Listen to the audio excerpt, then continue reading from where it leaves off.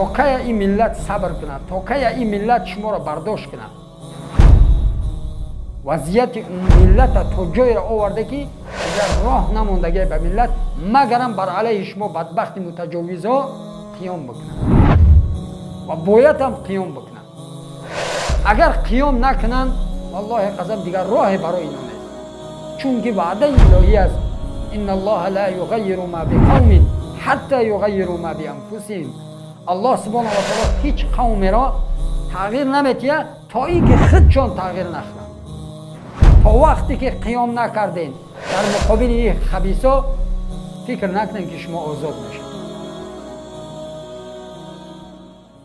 امت اسلام در یک حالت اومدگی است که هر کافر میخواهد که به همون خواهش خودش به بالای امت یک ظلم بکنه. و ما و شما دیده شدیم از این طرف مادرها و خواهرها و برادرها و فرزندای ما و شما در غزه، فلسطین و در این طرف جرح زخمی ملت ما.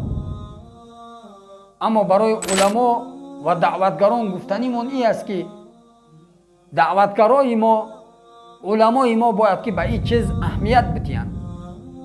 امروز ملت تاجیکستان در آتش سوخته شده است. ایدست یک مافیا هستند در تاجیکستان حکومت میکنند. میخوان ملت تاجیک مثل خودشو برده کنند، غلامشو کنند تا اینکه غلامی بکنند و هر چیزی که بدبختای بی ایمانا میگن میخوان که ملت ما همه خیلی باشه. او در اینا نه دین است، نه ناموس است، نه شرف است. میخوان که ملت ما را همه خیلی کنند. این چیزا باید برای امت آشکار کنند تا با کی صبر کنند. در ریش آمدن جوانای ما را از ریشاش و تراشدن صبر کردیم، با صبر دعوت کردیم. مسجدها را بند کردن برای جوانای ما، صبر کردیم. امروز اومدن در درون خانه ما وجود درآمده شدن، ناموس ما را زیر پا میکنن، حجابا را از سر خواهرها و مادرای ما زیر پا میکنن. بازم ما بگیم صبر کنیم؟ نه والله، کسی میگه که صبر کنیم خیر امت نمیخواه، خیر ملت نمیخواه، بلکه بر مقابل این ظالمای متجاوز باید که قیام کنیم. امر الهی همی است.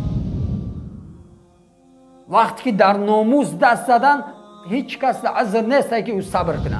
ملت ما اگر امروز در مقابل اینا بستن، والله قسم اینا در مقابل شما شاید که یک ماه، یک روز، یک هفته مقابله میکنن.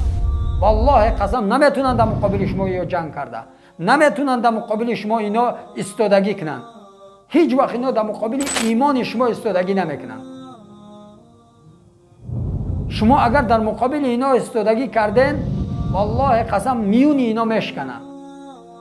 لیکن وقتی که ما ترسیدیم انا میزنن مو، میگیرن بندی مو مینن، میکشن مو، در این وقت هر کاری که دست اینا بیا میکنن در حقتون.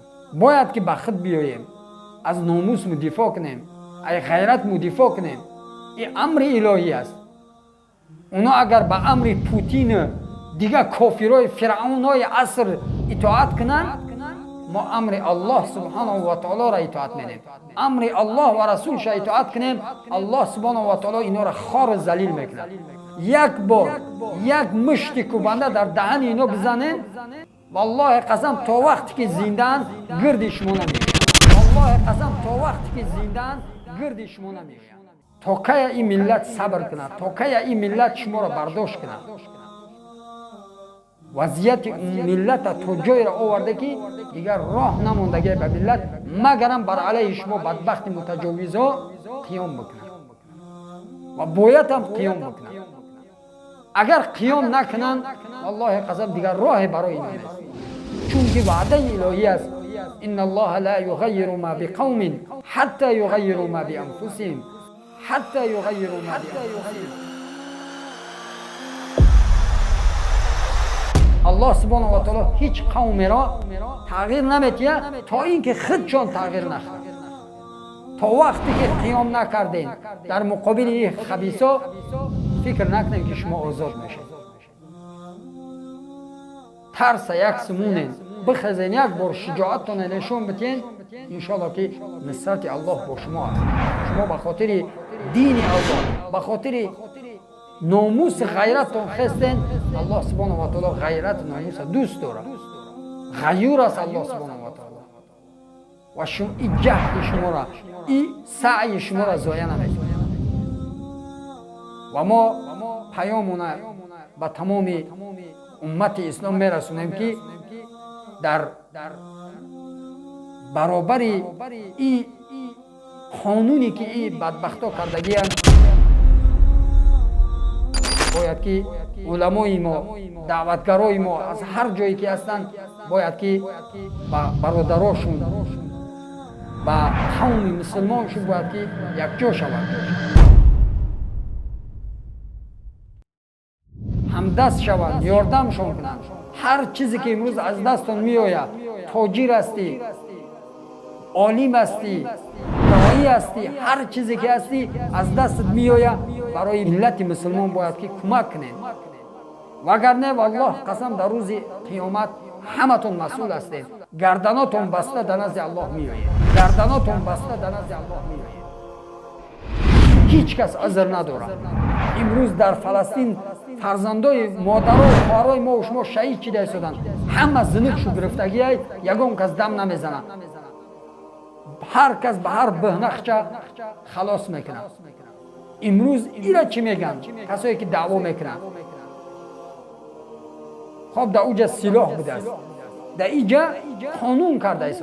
در مقابل همه قانون اینا هم نمیتونین استفاده کرده.